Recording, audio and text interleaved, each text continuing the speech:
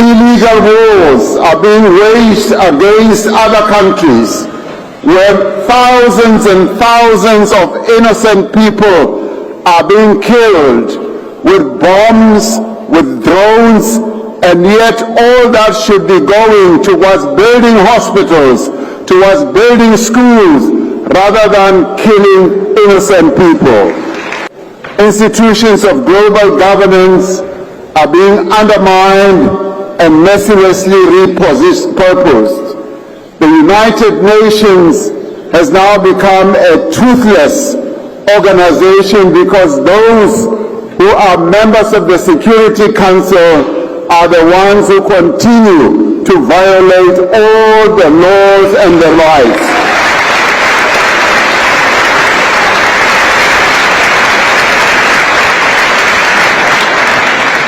The principles of solidarity, of cooperation and friendship are being challenged by the resurgence of narrow nationalism, prejudice, racism, and intolerance. The resurgence in unlawful wars of aggression and genocide in places like Palestine are linked to the ideology of supremacy.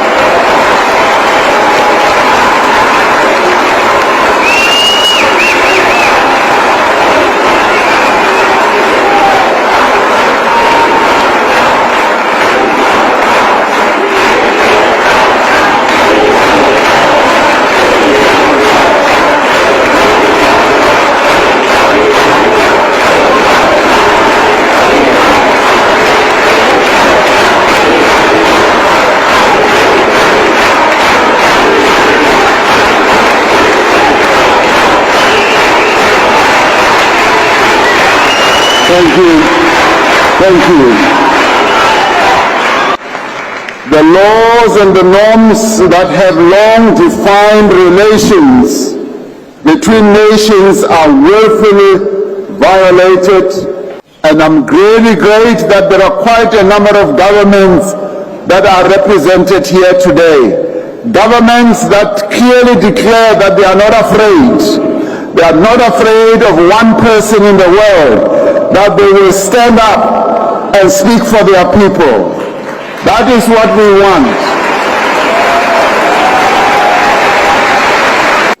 Compañeros, let me start off by thanking President Sanchez for inviting me to be part of the earlier meeting and also to be part of this rally, and also to thank the organizers of this rally. And I extend my greetings to the various leaders who are here, coming from South Africa, from the southern tip of the African continent.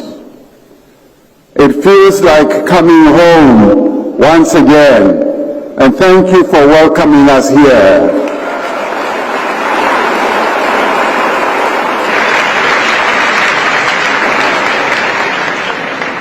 It also feels like the good old days when many of you, through your various movements, supported our struggle against apartheid.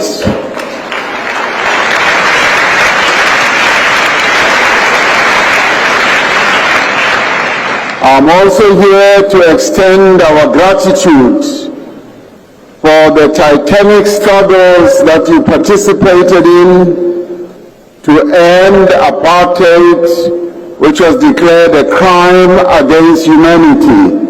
So we thank you and thank you and thank you once again.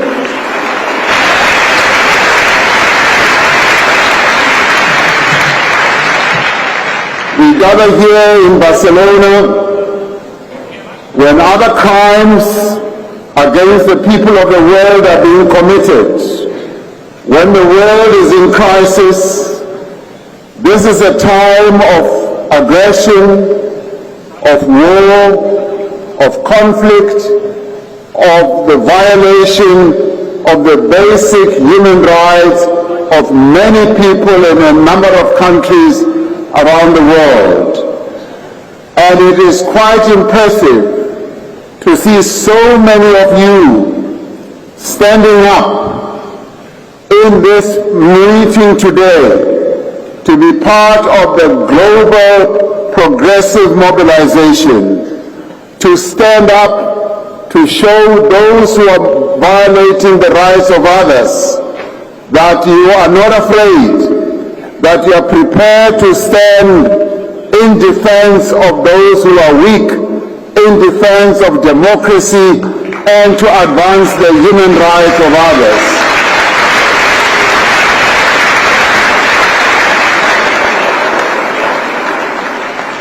The laws and the norms that have long defined relations between nations are willfully violated. Institutions of global governance are being undermined and mercilessly repurposed.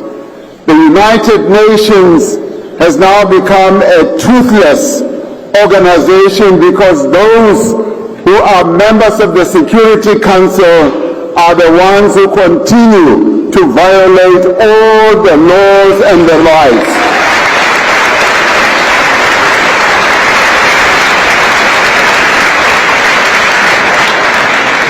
The principles of solidarity, of cooperation and friendship are being challenged by the resurgence of narrow nationalism, prejudice, racism, and intolerance. The resurgence in unlawful wars of aggression and genocide in places like Palestine are linked to the ideologies of supremacy.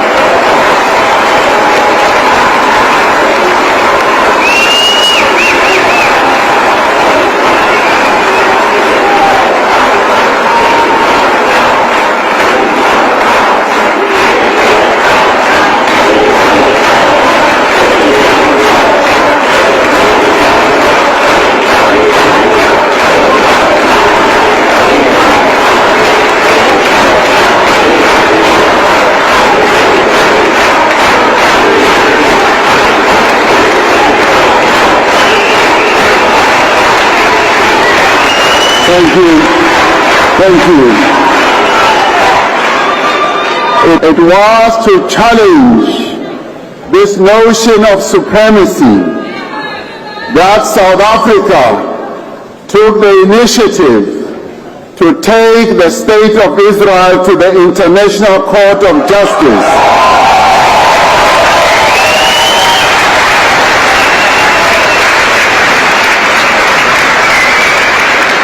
And even as we did, we were criticized, we were challenged, we were even insulted, but we stood firm.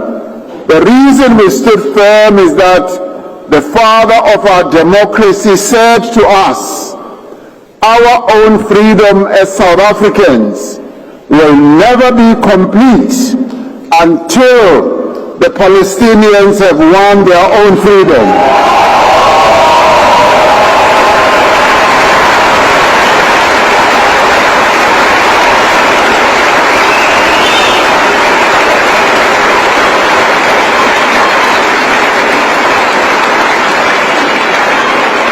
So today, we are happy and pleased that many other countries have realized that South Africans, by taking the State of Israel to the International Court of Justice, was not mad. They now see that real genocide is happening in Gaza as well as on the West Bank.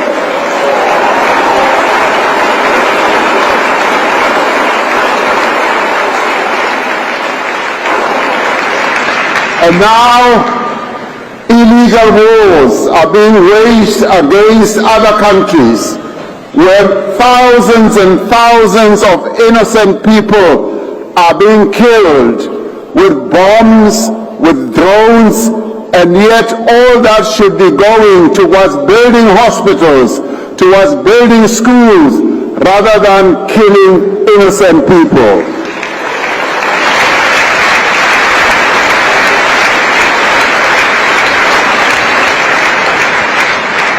While at the same time, there is the threat of climate crisis that is continuing to deepen. Sea levels are rising and leaving many countries around the world to be poor. Billions of people across the world go hungry, have no work, have few skills.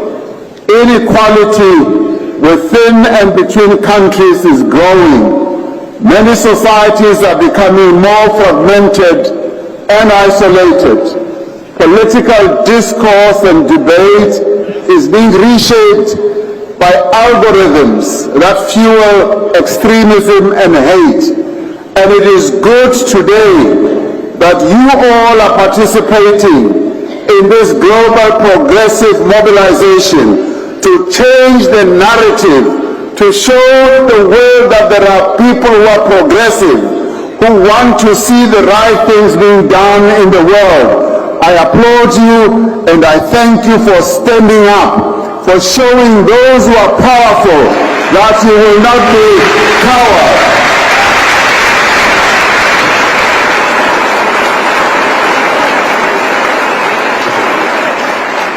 This may be a time for crisis, but it is not a moment of doubt or despair. This is a moment for action. This is a moment for mobilization. This is a moment for renewal. For most of us alive today, there's never been a more important moment than now for global progressive revival. A revival that is confident in its values, clear in the purpose of its beliefs, and united in its resolve. This moment of severe crisis is at the same time a moment of unique opportunity. It is an opportunity to galvanize, to bring together the forces of progressive change, to forge a new path of peace, democracy, and social justice. This is the time that we must never waste. This is the time that we must embrace.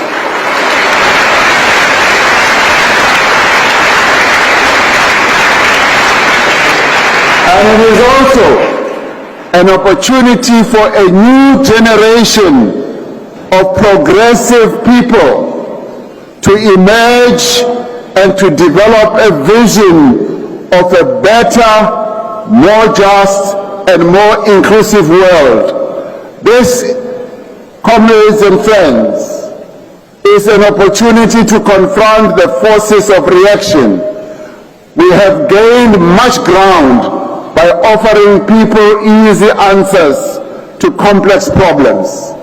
They have exploited legitimate grievances about jobs, about security, about identity, and they have redirected people's fears and anger towards the most vulnerable.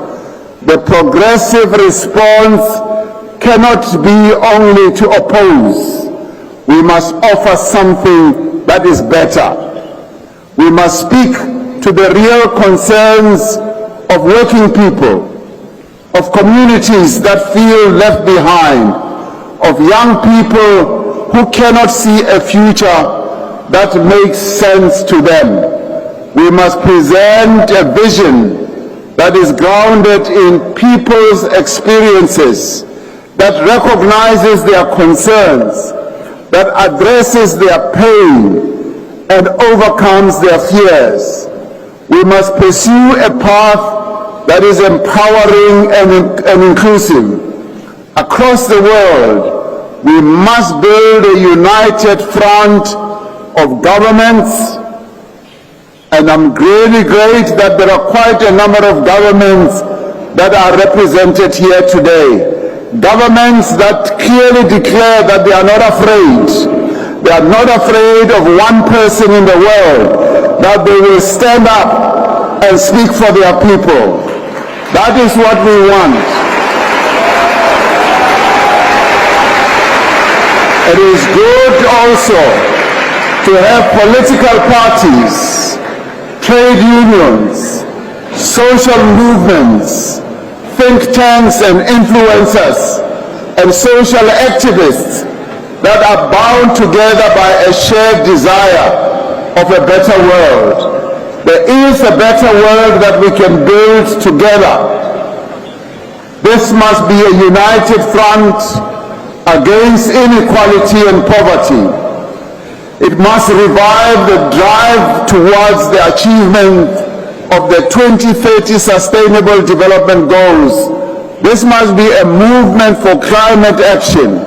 It must ensure that countries honor their commitments to curb emissions. We must build a global movement that enables countries to undertake just and inclusive transitions that drive social and economic development whilst protecting affected communities and workers across the world. We must build a world of genuine multilateral cooperation with global institutions that are representative. We must stand firm on the reform of global institutions like the United Nations, that the United Nations cannot continue operating in the same way as it has in the past.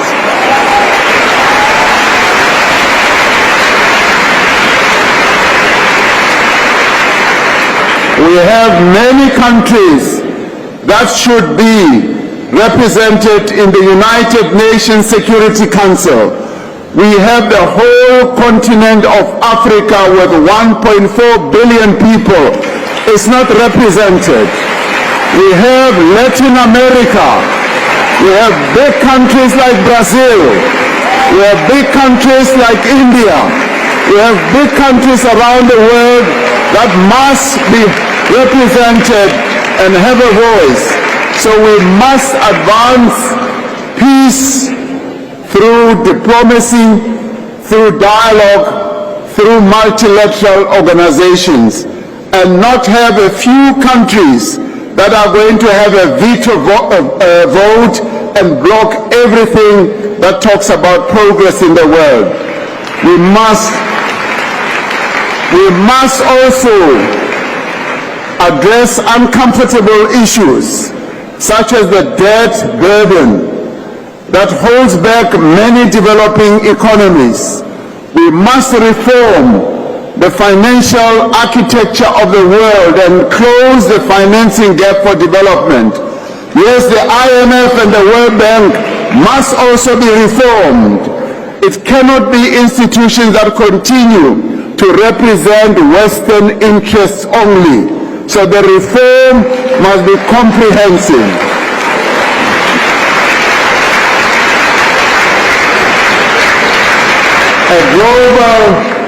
A global progressive revival is underway.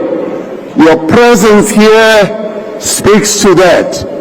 In far-flung communities, in social formations and political parties, on university campuses, and factory floors, on social media and across the airwaves, the clamor for progressive change is growing. And today here in Barcelona, this gathering in Barcelona provides greater impetus to this revival.